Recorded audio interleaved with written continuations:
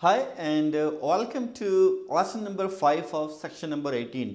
इस सेक्शन में जैसे आपको पता है कि हम बात कर रहे हैं कि वर्क परफॉर्मेंस डाटा या वर्क परफॉर्मेंस इन्फॉर्मेशन क्या होता है। और मैंने आपको बेसिकली एक पूरा केस समझाया कि हम किस तरह से अपने प्रोजेक्ट के स्टेटस को जो है वो रिव्यू करते हैं और हम किस तरह से अपने वर्क परफॉर्मेंस डाटा को वर्क परफॉर्मेंस इन्फॉर्मेशन में लेकर आते हैं। और फिर मैंने आपको ये बताया कि ऑलरेडी जो हमारे पास कंट्रोलिंग की प्रोसेसेस हैं उसमें जो वर्क परफॉर्मेंस इन्फॉर्मेशन है वो हमें मल्टीपल इनपुट्स दे रहा होता है बेसिकली, चाहे वो स्कोप के हवाले से हो, स्केड्यूल के हवाले से हो, कॉस्ट के हवाले से हो, क्वालिटी के हवाले से हो, कम्युनिकेशन के हवाले से हो, रिस्क के हवाले से हो, प्रोक्योरमेंट के हवाले से हो या स्टेक होल्डर के हवाले से। और हमने कहा भी था आपसे कि आउट ऑफ 11 जो है 9 प्रोसेसेस का जो आउटपुट है वो क्या है हमारे पास वर्क परफॉर्मेंस इन्फॉर्मेशन है। और इससे पहले मैंने आपको बड़ी डिटेल में बताया कि जनाब वो स्कोप और स्केड्यूल में क्या होता है। और हमने जो केस किया था उसमें हमने आपको बताया था कि जनाब स्कोप में भी हमारे पास वर्क परफॉर्मेंस इन्फॉर्मेशन आया, लेकिन वहाँ पर हमने ये देखा था कि कितनी कैटेगरीज की चेंज रिक्वेस्ट आई है, कितने नंबर ऑफ डिफेक्ट्स आए हमारे पास, फ्यूचर स्कोप की वैल्यू क्या है। स्कोप में हमके बाद हमने जब स्केड्यूल की बात की थी तो हमने कहा था स्केड्यूल वेरिएंस क्या है या स्केड्यूल परफॉर्मेंस इंडेक्स क्या है।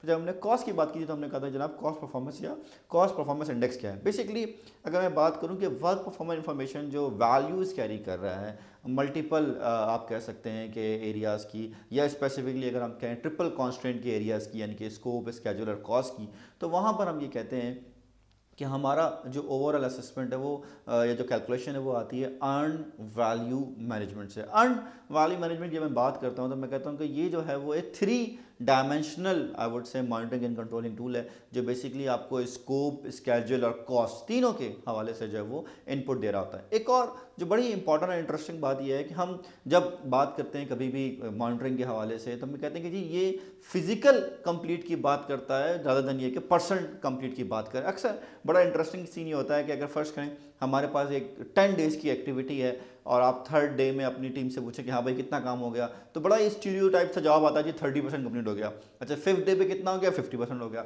6th डे पे कितना हो गया, 60% हो गया। 7th डे पे कितना हो गया, 70% हो गया। 8th डे पे कितना हो गया, सर अभी 40% काम बाकी है। So what is this, so what they were doing is कि वो शुरू में उन्होंने रियलाइज ही नहीं किया और उन्होंने कहा कि जी जितने दिन गुजर गए बस उतने हिसाब से परसेंटेज जो है हमने मार्क करनी होती है। जब बिल्कुल आखिर में आते हैं 8वें दिन 9वें दिन दे रियलाइज कि नहीं यार एक्चुअली ये तो नंबर ऑफ डेज के हिसाब से तो 80% कंप्लीट हुआ है, लेकिन जो हमने एक्चुअल काम किया है वो तो शायद अभी काफ़ी बाकी है। तो यहाँ पर अर्न वैल्यू मैनेजमेंट आपको ये बताता है कि बेसिकली आपने कितना काम एक्चुअली कंप्लीट किया है रिगार्डलेस ऑफ कितने दिन का काम था और कितने दिन में आपने इसको कंप्लीट किया है। जब हम बात करते हैं किसी भी परफॉर्मेंस मेजर की तो हम कहते हैं कि बड़े ही इंपॉर्टेंट है 2 कॉन्सेप्ट जिसे हम कहते हैं मैट्रिक एंड केपीआई। अब आई डोंट नो, कुछ लोग कहते हैं मीट्रिक कहते हैं, आई डोंट नो क्या उसको इंग्लिश में कहते हैं, but METRIC, I hope you understand what I am saying. इसका रीज़न यही नहीं कि मैं इंग्लिश में रिकॉर्ड नहीं कर रहा हूँ, बट जनरली मैट्रिक और केपीआई की बात करते हैं तो हम कहते हैं कि दोनों हमें प्रोजेक्ट की स्टेटस बता रहे हैं। जनरली जब हम स्टेटस की बात करते हैं तो हम कहते हैं कि 2 तरह के स्टेटस होते हैं मेनली। एक कहलाता है लीडिंग इंडिकेटर और दूसरा कहलाता है लैगिंग इंडिकेटर। लीडिंग इंडिकेटर का मतलब ये होता है कि मैंने अब क्या होने वाला है या हम अभी क्या फोरकास्ट कर रहे हैं, और लैगिंग का मतलब ये होता है कि जी अभी तक क्या हो चुका है। तो दोनों इंडिकेटर हमारे लिए जो है वो इंपॉर्टेंट हैं। तो जनरली कहा जाता है कि जो मैट्रिक है वो आपके पास लैगिंग इंडिकेटर है और केपीआईज जो हैं वो आपके पास लीडिंग इंडिकेटर है। लीडिंग इंडिकेटर कह लें या प्रिडिक्टिव इंडिकेटर कह लें।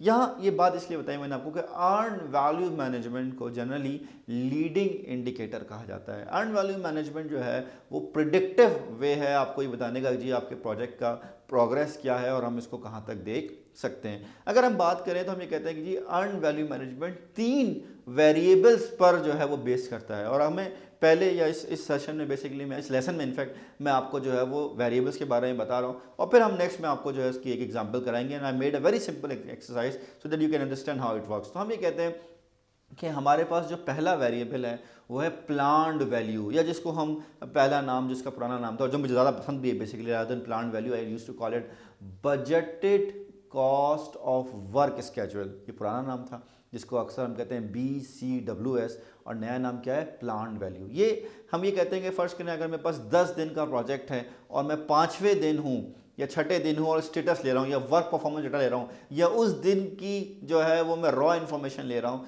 तो वो मेरे पास क्या कहलाएगा, वो कहलाएगा जनाब कि पहले तो हम वो कहलाएगा एक्चुअल कॉस्ट। लेकिन हम ये देखने जाते हैं कि हमने इस डेट को क्या प्लान किया था। जब भी अक्सर लोग प्लान वैल्यू को या budgeted cost of work schedule को देखते हैं तो वो समझते हैं टोटल प्रोजेक्ट की कॉस्ट है। नो, प्लान वैल्यू या budgeted cost of work schedule वो टोटल कॉस्ट या टोटल टाइम नहीं होता, वो उस पॉइंट ऑफ टाइम की प्लान वैल्यू होती है जिस टाइम पर आप स्टेटस ले रहे होते हैं। तो हमने कहा कि जनाब अगर 5 दिन का काम था और मैंने कहा था कि जनाब लेट्स सपोज, जो हम एक्सरसाइज भी करेंगे नेक्स्ट लेसन में, वो ये है कि आपके पास फर्ज करें एक 3 दिन का टास्क है और उस 3 दिन के टास्क में आपको रोज़ाना 10 कंप्यूटर इंस्टॉल करना है और आपके पास जो है वो टोटल कितने होगा, 30 कंप्यूटर होगा और लेट्स सपोज पर कंप्यूटर इंस्टॉलेशन पे आपको 1000 रुपये मिल रहे हैं। तो इसका मतलब ये है कि टोटल प्रोजेक्ट की कॉस्ट कितनी हो गई, 30,000 रुपये। लेकिन जब मैं कहूँगा जी मैं सेकंड डे पे स्टेटस चेक कर रहा हूँ तो मैं कहूँगा जी प्लान वैल्यू क्या होगी, वो 30,000 नहीं होगी, टोटल नहीं होगी, वो बेसिकली क्या होगी, वो होगी उस सेकंड डे की प्लान वैल्यू 20,000 रुपये की। जनाब हमने इस दूसरे दिन के एंड पर 20,000 रुपये जो है वो हमने कंज्यूम करने थे। तो प्लान वैल्यू क्या है, budgeted cost of work schedule और स्पेसिफिक टाइम पीरियड जिस पर हम चेक करें। देन हमारे पास आता है एक्चुअल कॉस्ट, जो पुराना भी नाम बड़ा आसान था, actual cost of work perform. अगर हम 2 दिन पे स्टेटस चेक करें तो 2 दिन की कॉस्ट क्या है, क्या हम उस कॉस्ट को जो है वो हम स्पेंड कर चुके हैं, एक्चुअल कॉस्ट क्या है। एक्चुअली ये कहलाता है वर्क परफॉर्मेंस डाटा भी, एक्चुअल कॉस्ट अभी तक कितनी आ चुकी है 2 दिन तक। हमने प्लान की थी लेट्स सपोज 20,000, कितनी आई है वो जाके हम चेक कर लेंगे। थर्ड ये है कि हमने कहा जी अर्न वैल्यू, और उसका जो पुराना नाम था वो था budgeted cost of work perform. हमने ये तो बात कर ली प्लान वैल्यू में कि हमने करनी कितनी थी, 20,000 रुपये कर रहे थे।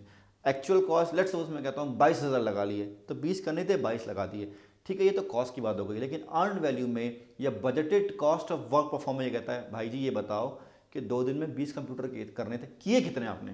लेट्स सपोज हमने जो एग्जाम्पल बनाई है उसमें कहा जी हमने 18 किए, तो 18 की बजटेड कॉस्ट क्या थी, तो हमने कहा budgeted cost of work schedule को जो है वो हमने आइडेंटिफाई करना है और फिर उस पर हम फर्दर जो है वो अपनी कैलकुलेशन परफॉर्म कर रहे हैं। तो in a nutshell earned value is a leading predictive monitoring and controlling indicator जिसके ज़रिए हम अपने प्रोजेक्ट को कंट्रोल करते हैं।